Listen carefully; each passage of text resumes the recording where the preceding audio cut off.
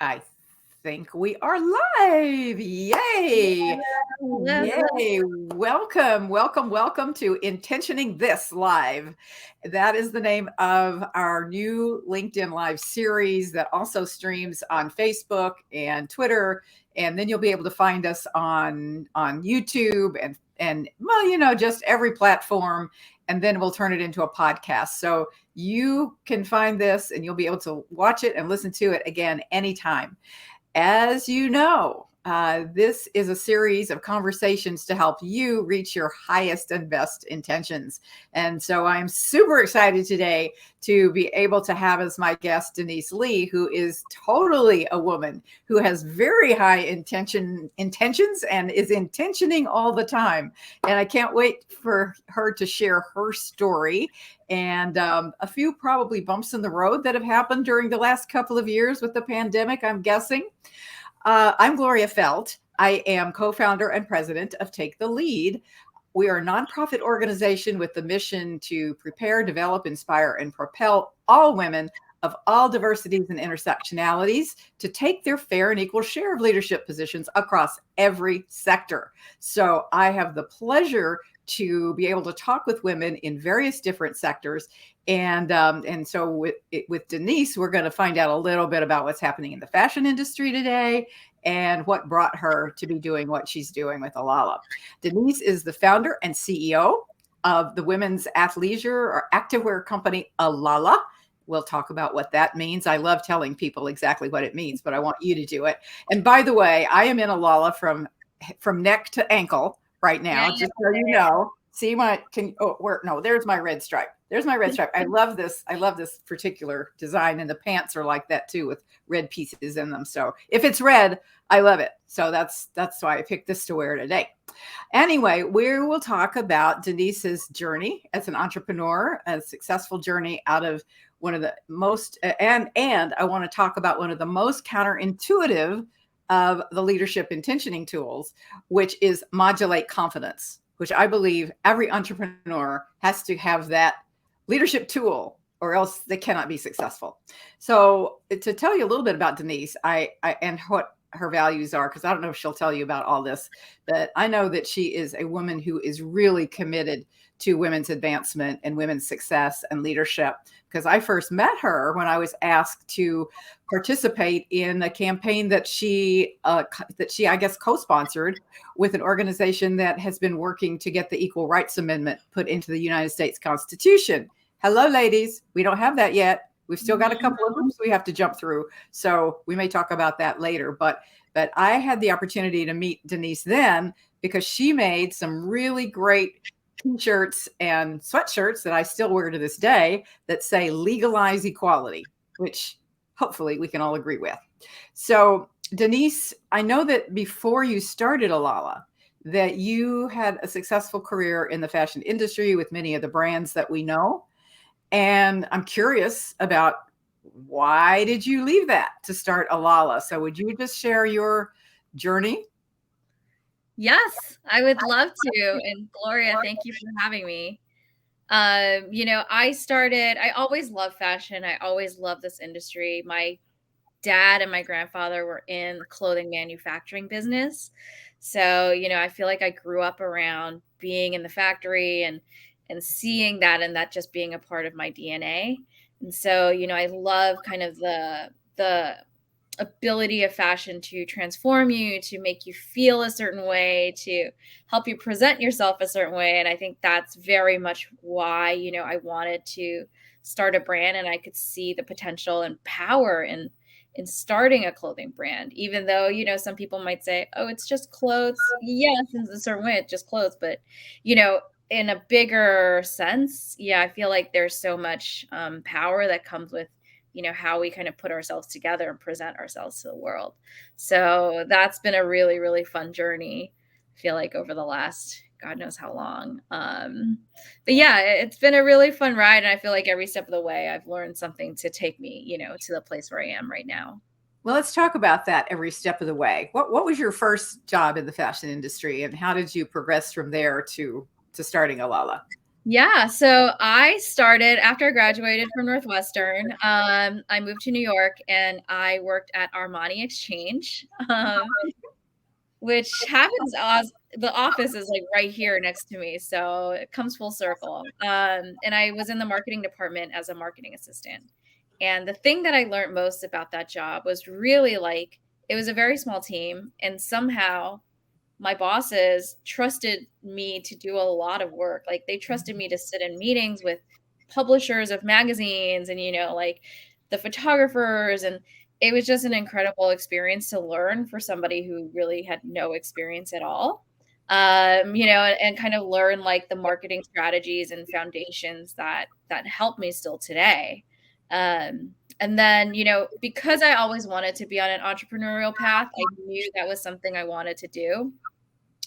I decided to go back to business school at the time, to kind of get a more well-rounded business education, right? I had some marketing experience from my job, but I wanted to learn accounting. I wanted to learn, finance. I wanted to learn all those things. So I went to NYU for business school and really got, I think these days business school has a different kind of connotation and meaning, but back 10 years ago, more than 10 years ago, like it was a really great experience for me to like be exposed to different parts of the business world. And then I was fortunate enough after I graduated from business school to work for a really amazing entrepreneur. He, has been a very successful entrepreneur in his own right. He co-founded Tory Burch with his wife, Tori, at the time. All right. And, he was in the process of starting all these new brands at the time that I worked for him. So even though I went to business school, I always say working for Chris was like my second business school. It was like on the job, learning about how to build a brand, how to build a business. I was part of evaluating other people's businesses as he was deciding whether to invest in them. So it was just an amazing, incredible education in like how to build brands. And a lot of the brands he was building were clothing brands. So in 1 year that I worked for him, we went to China, I think 8 times in 1 year. And it wasn't like going to Shanghai and going shopping. It was like going to factories in the middle of nowhere in China. So really got a really great sense of what that part of the business looked like too. And, all of those experiences, I feel like from the marketing, from understanding business and business school, and then learning from Chris, like really helped give me more confidence, I feel like, to take the plunge and say, okay, like I kind of know what I'm doing, and then wanting to start my own brands. So that is actually the perfect lead in for me to mention that power tool, or excuse me, the leadership intentioning tool that I base this conversation on, which is modulate confidence. Because so often women feel that they need to wait until they know everything, and they need to wait, and they need to learn more, and they need to do more and practice more. And they often feel like, well, I'm not confident yet. And one of the things that I have certainly observed in my own life, as well as in observing other people, is that if you wait till you're confident, you'll never get anything done. Yeah. And also, when you're not really completely knowledgeable about something and you jump into it, that's when you learn the most.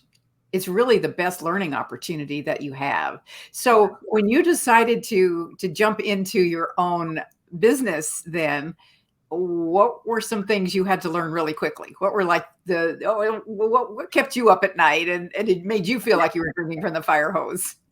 I 100% felt like I was drinking from the fire hose every day. You know what I mean? It's just like we were so fortunate because when I launched Alala, like that's when athleisure became like a really big trend in the market. So there was a lot of demand. Like there was a lot of demand for our product, a lot of demand for Alala. And so, it was like everything was just coming our way like so quickly. And I'm very fortunate and very grateful for that experience. But truly, like, I think you have to be comfortable being uncomfortable, right? You have to be comfortable not knowing all the answers to your questions or not knowing exactly which direction or which decision you want to make. Like, and that's fine. I feel like for me, something I actually learned from Chris was he always said, don't stop your momentum. Like, always keep going. Always, trust your gut. If you're a smart person, you're going to make good decisions more times than you're going to make bad decisions, right? And so, and every time you make a good decision and becomes like, you're like, oh yeah, that was the right decision, you grow your confidence. You grow your confidence in your own intuition and your own judgment. And I think that's really important for, kind of being an entrepreneur and growing and learning and not getting so beat down every time you make a mistake. I love that concept of don't stop your momentum. I mean, that's like, was there a time when you felt like your momentum was going to stop, or you had to really overcome something that was a big momentum stopper in your path? Yeah, there have been times with Alala that we've had, big issues with some of our customers. Like, for example, a lot of our big customers, like a department store or, some of these wholesale customers we work with, there have been times where, maybe we sold them something and it wasn't selling, like you're like, oh no, like they're sitting on all this Alala and they're getting angry at us because, it's not selling for them. Right. And I think in those situations, you really need to like think quick on your feet. And always, I think for us, have this idea of like servicing our customers. Right. Okay. Like, and then instead of saying like, oh, sorry, you bought that, like, it's not my problem anymore. You know what I mean? It's like you have to keep the momentum going. So we say, okay, we'll take it back. We'll exchange it for something that we think you could sell better. It's I feel like there's always a solution to your problems, and it's just a matter of, trying to figure out what that solution is. And when you are facing somebody who wants to send back $300,000 of product, like that's very demoralizing. And that's also something that, in your mind, you're like, wow, like I just had this big failure, right? Or like this sucks. Right. But you kind of just have to like dust yourself off and keep going and like really try to remedy the situation as best you can. So there definitely have been some very challenging times. Well, I want to say happy birthday, Alala, because I know that you are celebrating your 8th birthday right now. You want to talk about some of the things that you're doing to celebrate your birthday? Yeah, I mean, I'm so proud of, all the growth we've had and of my team. We are an all-female team running Alala, and a lot of the people on my team have been with me for 5, 6, 7 years. So we're actually a very, very tight-knit team, despite the fact that we don't work in the same office anymore. But, a lot of things that we're doing for our birthday actually coincide with Women's Month, which we're in right now. So actually this weekend, if you're in New York City, we are hosting a female founder pop-up at our store on Bleecker Street. And we are hosting 3 new female founded brands in our store and just giving them some exposure and, like celebrating, all these amazing female founded brands out there. And so That is amazing. What, is it Saturday or Sunday? it's going to be all weekend long. All So weekend long? Okay, I'll check it. So where would people find out about it? If somebody wanted to go, where would they find out? Yeah, come join our Instagram. It's at Alala, and we'll be posting the invitation later today and tomorrow as well. But the store is open all weekend long, Friday, Saturday, Sunday. So just come by and check out some amazing brands. Oh, And I feel like for us, like celebrating women is not just a day and it's not just a month. Every single day for us, as it is for you, Gloria. Like, so it is a special occasion to celebrate, and it happens to coincide with our birthday as well. But it's something that we have signed up to do and we believe in every day of the year. Even in the name of your brand, would you explain what the brand name means and why you chose it? Alala is the name of a Greek goddess, and her name stands for a battle cry. So when I was thinking about Alala, I feel like she embodies everything we are trying to do as women, and embodies my own journey in my life to be strong, to feel powerful, and to be going out there and like, not to go into battle, but go in to conquer your goals, conquer your dreams, achieve what you want to do. And so the name Alala really to me represents like the strength and power we have as women. Mm-hmm. Um, Also, she's a goddess. So she is, you know, so centered in her femininity and her power. And she's not trying to be a man, she's very powerful as her own like feminine being. And so I love that idea. And, especially in my own personal journey, I've been doing a lot of personal development. I feel like she reflects a lot of things that I aspire to be and I want to be more like. I love that. And I love that. And I think it also doesn't hurt that it has a wonderful alliteration to it as well. It's Yep. just a great word. I love seeing it. And I love sharing with other people about the brand and what it is and about how you started it and all of that. I just wanted when you were talking about having grown up with your father and grandfather, having been in the clothing manufacturing industry, my father was as well. Mm. And so I kind of grew up on the floor of the factory playing with spools and learning to love different colors of thread and fabrics and all of those kinds of things. But I also learned a lot as time went on about the complexities of the industry and how, especially in a global industry now, when my father started, everything was in the US, and that was just, there wasn't any question. By the time he retired, he had been through so many iterations of needing to find suppliers elsewhere, needing to find, the business had just changed so much. So how do you deal with that complexity of the global nature of the fashion industry? People are very aware of wanting things to be made closer to home these days, I think. Talk to us about how you manage all of that. Yeah. I mean, firstly, I have a great team. I have an amazing team of women who work with me and support me in running that side of the business. I think for us, we make stuff in the States still. We produce garments in the garment district in New York on 38th Street. And we make, a lot of things out in LA. And so I think for me, it's about getting a quality product at the end of the day, and we want to give our customers the best product we can give them.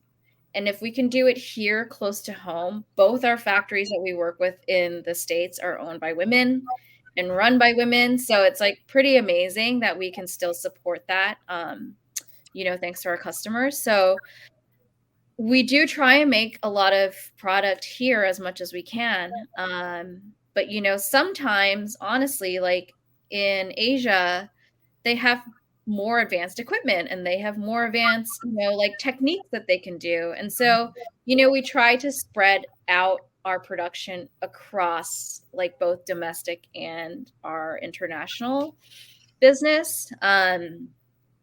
But it's like any working relationship, like each one comes with its own pros and cons, I feel like.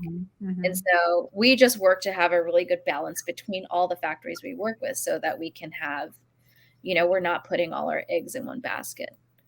That's a very good business principle as well. I think thank you for sharing that, because yes, when a big disruption comes, like say a pandemic, Yep.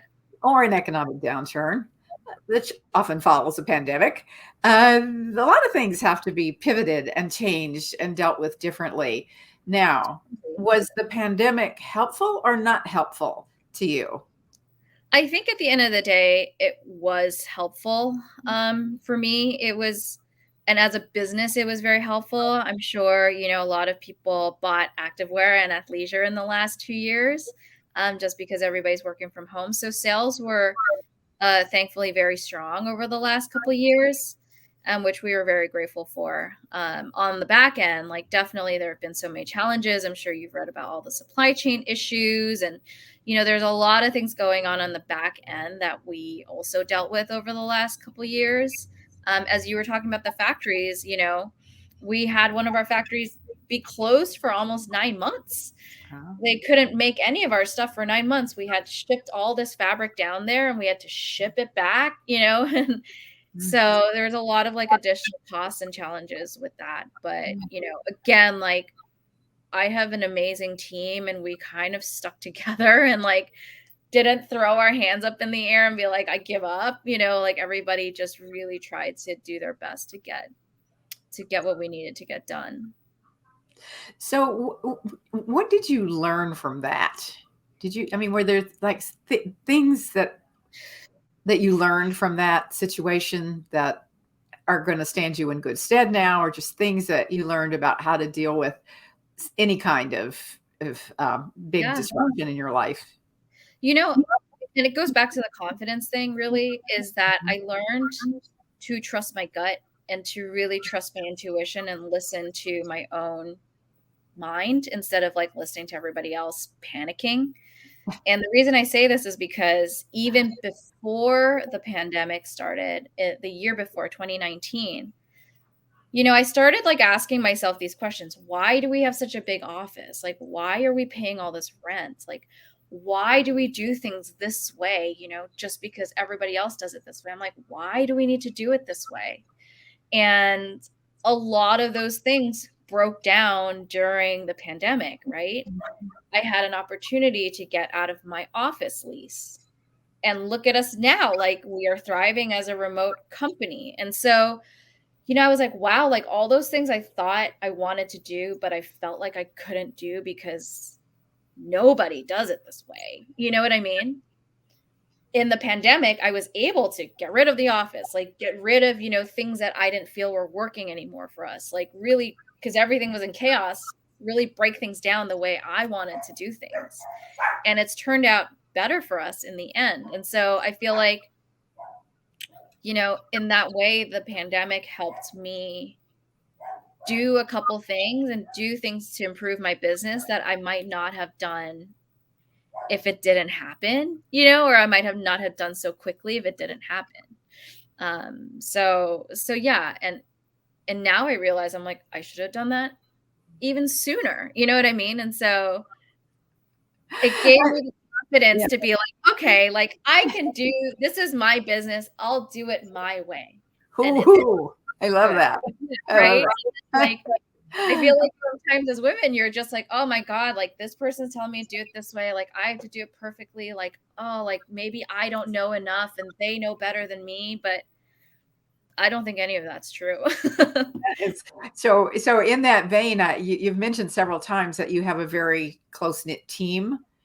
And I think that many people are struggling right now with how to keep their teams feeling close-knit like that, even when everybody's working virtually. Do you have any tips that you can share? Yeah. I mean, I'm honestly like not the best culture person. And so I do rely on my team to like, suggest things to me, and we're very open. So like, they might say like, oh, we really want to all get lunch together and like I'll organize something. But something great that we actually started doing earlier this year was we do a monthly like team touch base, and it's like an update on the business. But at the end, we've been doing like kind of more like exercises on, purpose and like talking about like goals we want to have for the next month, and like really connecting on like a more human level rather than just talking about like things we need to do and projects we need to work on. And I think now that we are able to get together a little more easily, we're planning a really fun like in-person event together, which is all like really exciting. But I think what ties us all together is like our shared goal of wanting to get Alala, to see Alala be successful more and more every year. And that honestly, like, I feel like my team is really excited to talk about that and like to think about ideas to do that, But I think that Denise, I think that has to come from the top. You obviously create you may say you're not a culture person, but, and I get that completely, because I always say I am so bad with process. I am not a process person. I'm goal oriented. I know what I want to do. Oh, I want to go just do it. But you must create an environment, or at least exude a set of values that makes people want to follow that goal, to see your vision and to want to be part of that vision. I always like to close these out actually by talking about what leadership lesson do you have for women, and in particular this time for women who have an idea that they want to bring to fruition, who want to start a company of their own or start a brand of their own, whether it's in the fashion industry or someplace else. What is a leadership lesson that you would like to share with other women that might help them? Yeah. I think it's finding where you are comfortable between being, like kind of that masculine leader and also being more of like a collaborative, and also, how comfortable are you showing how much you don't know? Because I don't know everything. You know, there's girls on my team that are experts at things that I'm not an expert in, right? And I feel like it's just for every single person, it's different. How masculine do you want to be? How feminine do you want to be in like your leadership style is something you're going to have to figure out for yourself. I'm naturally like quite a collaborative person. So I like listening to other people's opinions before I make a decision, and I'm comfortable making a decision, even though other people might not agree with it. But I do like to listen, and I do like to hear what people are saying. So I think developing and understanding your own leadership style obviously is a very important thing. And I feel like, certain people are more open about the struggles that they face as a leader. And certain people want to present a more kind of like, sturdy exterior to their team. I think it's just, it's a balance of, I think, what works for you. But I feel like, showing that kind of human side of you helps people connect with you in every way. And that's not different for your team either. Yeah. So But I also, Brene said this, and she's like, what did she say? Vulnerability without boundaries is not being vulnerable. You know what I mean? So there are things, obviously, I keep to myself and I don't worry my team about. But in other ways, I do want to connect with them on like a human level. And that oftentimes is showing a more vulnerable side of you as well. Right. I was just going to say that in intentioning, I talk about the VCA method of intentioning, which is vision, courage, and action being the three parts. And there's, your vision is very clear. So my last question to you is, how do you keep yourself courageous enough to keep taking the action that needs to be taken in order to get to that vision? I think it's keeping that vision in mind and keeping why you're doing things in mind all the time, right? It's like, okay, yes, we're in business. We're in business, which means we're here to make money, right? But that is not our only goal. And for me, there's a bigger purpose of having a platform to advance conversations of inclusivity, diversity. I'm not a blonde white girl, like I feel like an outsider myself sometimes. And so, I know a lot of people can relate to that, and like to be able to have a platform where you can see somebody who, is maybe like you, like if there's someone out there who looks like me, like they're, it's an opportunity for them to be like, oh, I can achieve that too. And I think that really is an important mission that I have, and an important mission that Alala has, is really to, advance those conversations and be a brand that showcases the beauty of the diversity and inclusivity that we have, in our community. And I think that bigger purpose versus like, I want to make $10 million in sales, like that bigger purpose is really what I think gets you up on the days that are hard and challenging, which of course there are going to be. The bigger purpose, having the bigger purpose, modulating the confidence, being able to pivot, building a good team where you all like working together and they all understand the vision. I think you have given us so many great tips and great just bits of philosophy about how to decide you're going to have that vision and the courage to start a new business. And I want to say again, happy birthday to Alala, and remind people that if they're in New York, they can go to your store. Do you want to give where is the store located exactly so people can find it? The store is at 372 Bleecker Street in New York City. Bleecker, great part of town too. It's a lovely store. I have been there, and so I would be remiss if I didn't also mention that Take the Lead has also turned 8 this year, and our anniversary of our official launch was February 19th. And so on March 8th, which was International Women's Day, we actually got to relaunch a new improved version of our 9 leadership power tools to advance your career online self-directed course. And it's got lots of new content, lots of new ideas for how you can get the most out of the course, including a process for having accountability partners, which I basically learned from 3 women who took the course the last time. And they showed me how they did it. And I saw how successful they were taking the course by forming that accountability group together. And so I'm really excited about it. We also have 3 different levels that you can choose from. You can take the course completely on your own. You can take the course with me doing masterminds 4 months, once a month for 4 months, or you can take the course with all of that plus coaching, whatever suits you and where you are in your life the best. So you can just go to taketheleadwomen.com and you'll find that course, or taketheleadwomen.com/online course if you want to get the exact link. I think I got that right. But if you have any questions, you can always reach me. I am Gloria Feldt on all social media. How do they reach you, Denise? You can reach me at Denise X Lee, Lee, at on Instagram, and also I'm on TikTok now. And Alala, you can reach at Alala on Instagram. Fantastic. Thank you so much. I want to just thank everybody for joining us today. Next week, I will have the amazing Felicia Davis, who is the founder of the Black Women's Collective.